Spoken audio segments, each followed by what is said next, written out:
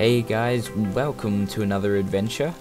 Now, last episode we built the Blaze XP farm in the Nether, and I didn't quite get to level 50 because I had a few sort of incidents that, like my death after I was about to, get a I don't know what I was about to get, but I was a reasonable sort of level. Anyway, you can see quite clearly that I'm now on level 54, so I can go ahead and start this episode off by enchanting a tool. So I'm just gonna, I haven't actually made one yet. I'm going to go with a pickaxe, I think, because, it's the most sort of standard thing you'd want to enchant. A diamond one I'm going for. I know there are some advantages to going with just a steel one in terms of, I think it's, and you have a higher chance of getting fortune, or that it might just be that you can only get fortune on steel. It's something like that. I mean, I could be completely wrong. It could be some other trait, but I'm just going for diamond for this first one, and we're gonna go into the enchanting room, whatever, and I'm gonna be kind of fishing for level 50. I'm not sure how long this will take. It might appear soon. 45. We'll just see. Don't be surprised if I have to skip ahead.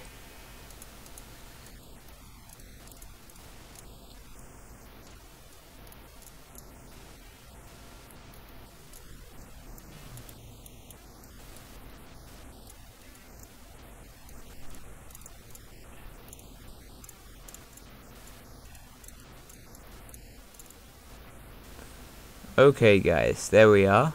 It's level 50. I'm not sure what it's going to get, so, well, no one ever is, really, so let's just see. I'm gonna kind of just be fishing for anything at the moment. I'm not really going for anything specific, except for sort of high levels in anything, I guess. Let's see how we go. Efficiency 4, Silk Touch 1, Unbreaking 3. That's actually pretty good. Efficiency 4 means it should be about 200% faster for getting rid of blocks. Silk Touch 1 means that I'll be able to get the blocks as they should. I won't get cobblestone when I destroy stone. I'll just get stone. I'll get the ores instead of the drops. Blah blah blah. Unbreaking 3. I believe Unbreaking 3 is actually the highest level for Unbreaking, and I think it should have, if you do the maths, equivalently, up to 4 times, as your pick would last up to 4 times as long with Unbreaking 3. I'm not quite sure, but yeah. So apart from that, the only other thing I could have got is Efficiency 5 or Fortune, but as I said, I think Fortune is just for steel, for iron. I mean, yeah, that's a pretty damn good pick. I don't want to use it on doors, obviously, but okay, I don't really have a comparative pick to use, but I do have this cobblestone generator, and we'll just see how quickly that efficiency 4 will do. Let's see. I guess it's okay, seeing as it's cobblestone. It's not the softest material. Yeah, that's pretty good. But the real use will be when it comes to mining. And because I don't really need this at the moment, and I don't really want to lose it, I'm just going to stick it in my, whatever this chest is, my valuables chest. And we'll get on with what I want to do today. I've decided I'm going to focus the episode mainly around the lab. Now there's lots and lots of things to do in here, like a potions room would be really useful, but a fairly large build. Lots of little things, like possibly just like a hidden bedroom or something that would be useful when I don't want to go upstairs. An easier way upstairs, not just into the house, but especially like straight up to the farm. Maybe a little zipper elevator or something. I'm not sure how much I'll actually get done today, but what I want to mainly focus on in this episode is the aesthetics. at the moment it's just a little bit too grey and a little bit too boring for my tastes anyway. So for my liking. So what I'm gonna do is try and jazz it up a little bit. Use the same sort of color scheme I've been using in here with the nether brick and the stone brick, yeah. And I'm not really sure what kind of design I go for. I guess I'll kind of just wing it.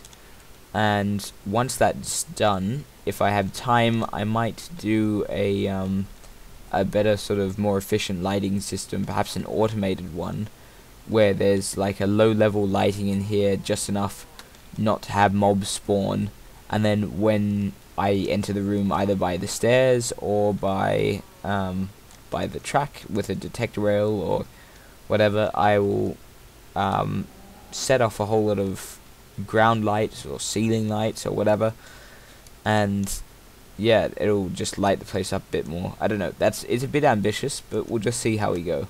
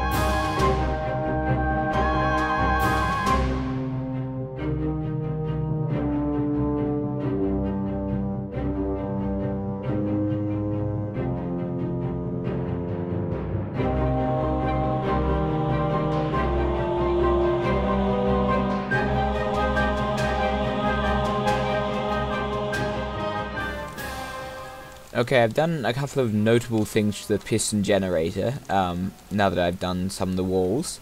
I just thought I'd cleaned up a bit. I moved the switch from over here to here, and the wiring goes down there. You can now see the lava and the water all around with the glass I put in, and I've put steps around the bottom on some stone bricks around the top, and I sort of cleaned it up a little bit. But the most difficult sort of thing was just getting the wiring right. That was about 40 minutes, believe it or not. It was just, it's so messy down there. Like, you can access it down here. There's nothing particularly complicated. It's just there's wires going everywhere, and this bottom sort of tier of wiring down here is it's pretty simple. It's just got the 5 o'clock and a switch up there, a selector or whatever it is, selector doodad.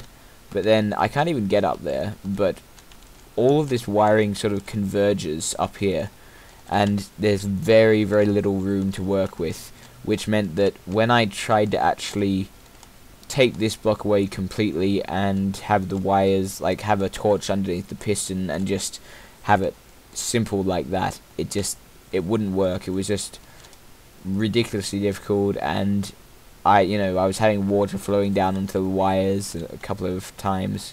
Lava's not a problem because lava takes so goddamn long. You can fix it before anything happens. But yeah, the water's a bit of a menace, but it should be. Oh, and also I put I don't really need to go back down there to show you, but just in the 5 o'clock there's an additional repeater on three ticks, I think it is, on 3 ticks, which will slow it down because I was having issues with the piston just moving too quickly for the cobblestone to actually generate properly.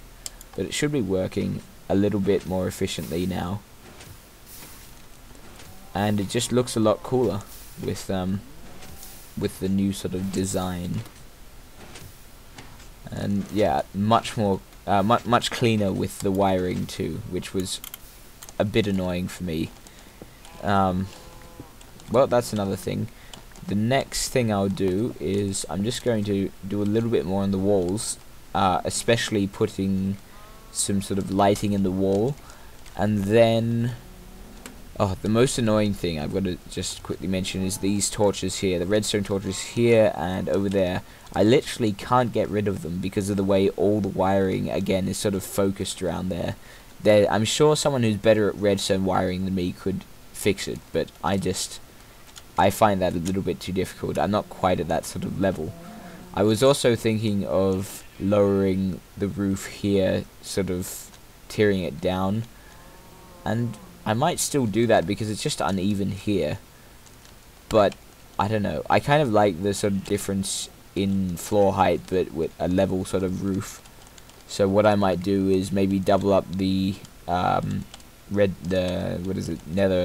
brick around there or something. I'll work something out, and then for the lighting, when it comes to the automatic lighting system, I think I might put it in the roof because there's so much wiring underneath here, from just everything. Like, there's wiring for all the stopping stations, there's the cobblestone generator, which basically takes up this sort of third of the room of the lab, and there's wiring in the walls here and along there, and it's just very messy. Whereas the roof, there's nothing in it, and there's actually a gap of 5 blocks of air, which, I mean, it's not actually there, it's all stone at the moment, but I can create a block of about 5 gaps of air between the lab and the house. I didn't even realize it was that far down, but I was sort of planning ahead when I built it down there. But yeah, it's five blocks of air, which should mean that I've got plenty of space to work with, and yeah, I'll just see how I go with that. I'm not sure how well it'll work, but we'll see.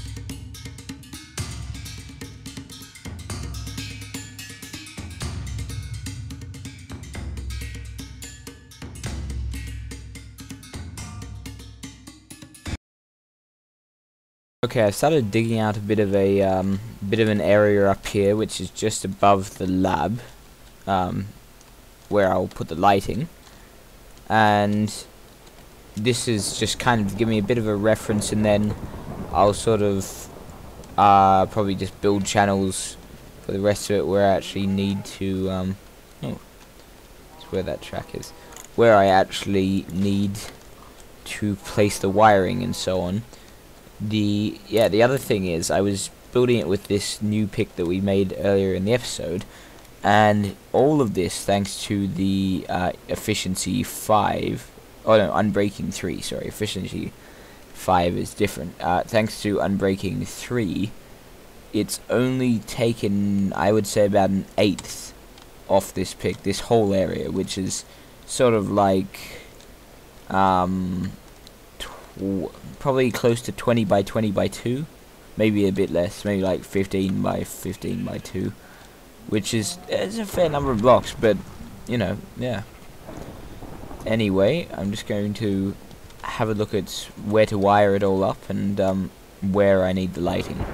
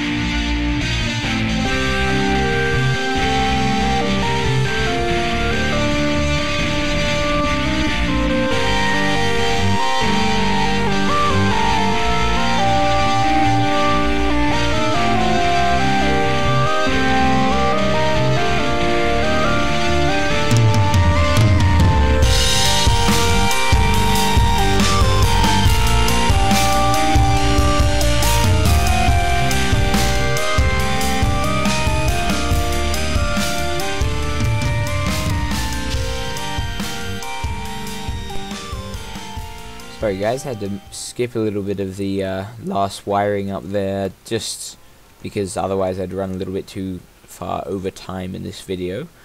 But this is effectively the lighting system when all of the main lights are off. I'm pretty sure it should be still, with the lava lighting, light enough so that no mobs will spawn, but I'll be careful whilst I'm testing around here. always keeping a sword around and whatnot.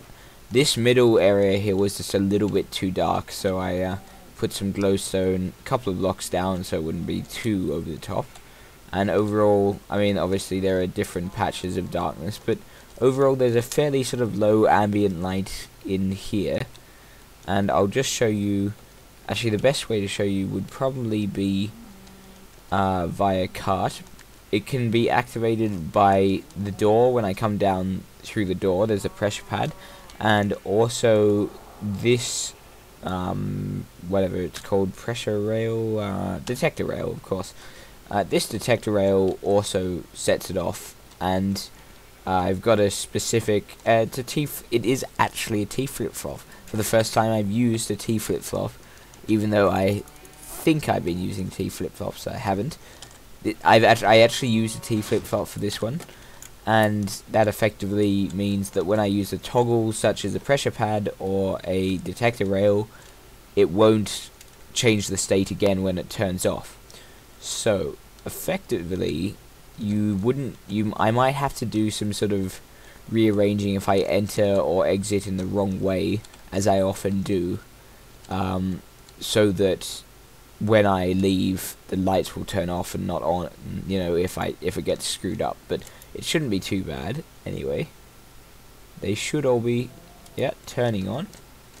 Now, it's actually a lot more effective when you come in through the door, which I'll show you, because I've got them sort of tiered to turn on one after the other from this direction, so it looks a little bit better from this direction. And that pressure pad also helps shut the door, which is kind of neat. I might put one on the other side too to open the door, open and close it. Anyway, so you can't even see it, it's just there. But when I activate it, you'll see that all the lights come on, and there's a pretty good level of light in here. I think it works pretty well. And I'll just show you how all the wiring works. Effectively, you have this pressure pad, it goes off the side and climbs up the wall using the redstone torch trick, you know, one after the other on top of each other. I'm sure you all know that, otherwise you'll find it somewhere. I don't know what it's called. And it comes along here, goes over this wire here, and this right here is the T flip-flop which controls it all. And from over here, this wire that's running along here is the one from the detector rail, which also uses the same trick to climb up. And they both effectively join here, go through the T flip-flop, which does its little trick to keep it on. I don't even understand it, I'm shit at electronics. And it goes off here and into the main circuit, which goes off into all the rows, using redstone repeaters to get the tiered effect, but also to keep the signal going. And that's pretty much it. It's pretty simple. That just requires a little bit of wiring and quite a few redstone lamps. But yeah, it's pretty simple, to be honest. And yeah, it works very efficiently. Okay guys, that's about it for this episode. The lab is looking a lot better than it did before. Yeah, it was a bit sort of bland, and it looks a lot better now. There's still plenty of things to do in here. I've left this gap here specifically so that I can build a potions room further back. That's at least what I'm planning to do. It would be great to have some sort of sleeping quarters down here, because it's not that good to have to go all the way upstairs if I want to sleep. And just some general things. I mean, it's a lab, so it's a multitasking area, and it is already, but it definitely will be in the future. And yeah, that's pretty much it. If you have any suggestions, you can send them to TheEdwardo121's@gmail.com. You can check out my blog, check out my Twitter. I don't really update them that much, but if I find something interesting, I let you guys all know. I also release information on them, saying when I upload a video and other channel related news. But yeah, that's pretty much it, guys. Until next time, I'm out.